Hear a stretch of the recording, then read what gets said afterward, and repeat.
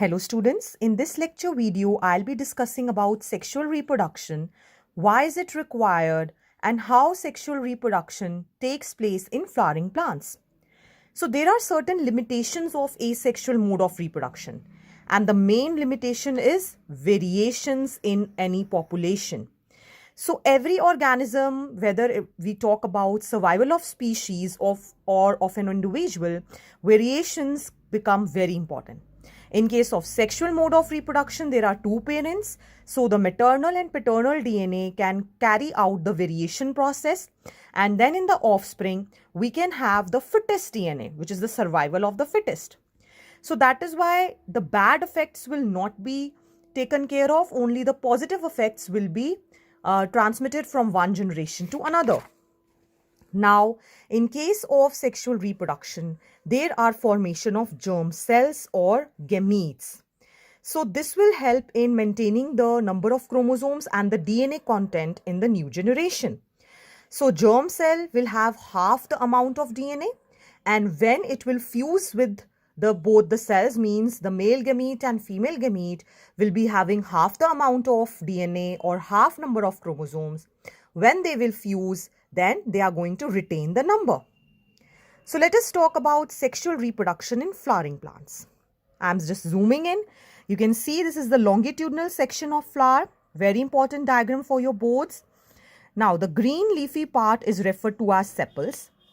The colored part is referred to as petals. These are accessory organs. These exactly do not participate in sexual reproduction. Main is the male part and the female reproductive part. So this one over here, where you can see a bilobed anther and a filament, that is stamen, which is the male reproductive organ. In case of female reproductive organ, it consists of three parts: stigma, which is sticky in nature, style, and then ovary that contains the female gamete. Together, stigma, style, and ovary is referred to as pistil. And a combination of pistils can be called as carpel. So this flower which you have seen contains both male and female reproductive organ. So this type of flower is referred to as a bisexual flower. If in case of certain flowers like papaya and watermelon, either it will contain stamen or carpel, that is pistil, either of them. So only one of them will be there. Then it is called as a unisexual flower.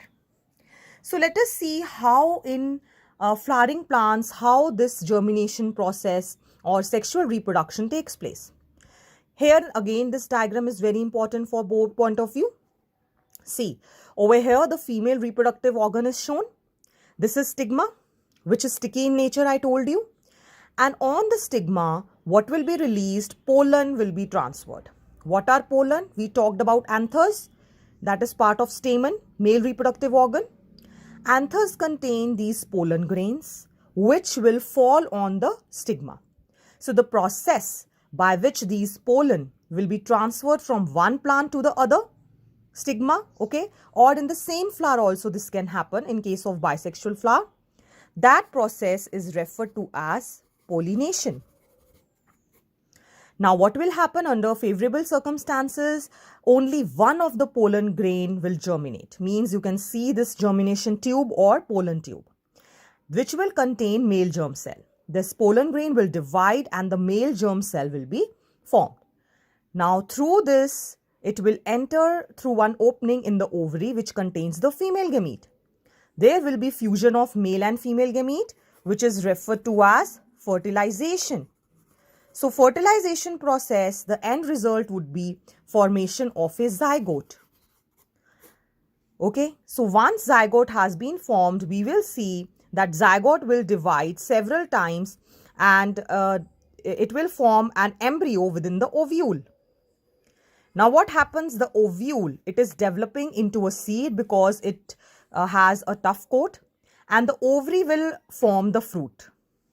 And meanwhile, the other parts, petals, stamen, sepals, style and all, they will fall off. Okay. Now we will see that once the end products of sexual reproduction, that is fruit and seed, is formed, what happens? Again, I'm zooming in. This is one seed which is shown over here. The covering of seed is called as cotyledon, which stores the food for helping the seed to germinate. We can see over here one slight protuberance. So the future shoot or plumule is formed, and the future root, that is radicle, will be formed. So again, point to remember, from the plumule, shoots are going to arise through seed germination, and from the radicle, future root is going to arise.